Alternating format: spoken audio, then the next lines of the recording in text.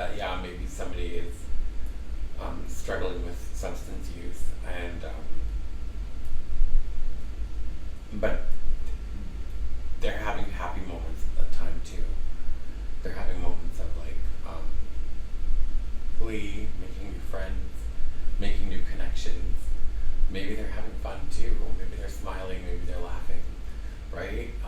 I think oftentimes we forget about that. So when we move on to like the stigma and the shame that we feel, we don't want to talk about how they passed, and and then like my own internal shame, that kind of leads to like feelings of questioning myself, to like, okay, well, what stigma am I holding? Am I using that as a defensive tool to process and deal with losing my brother? A lot of, I guess it brought up a lot more questions than answers.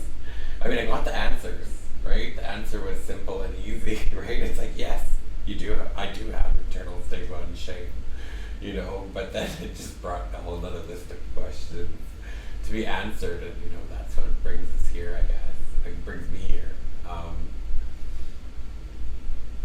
But yeah, like, I feel like one of the biggest disservices that we do as communities is not talk about the substance use when someone passes. And I get it, I know a lot of families, I hear it, they say, oh, don't talk about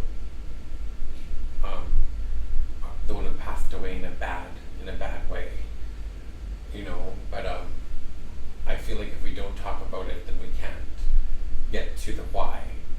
And the why is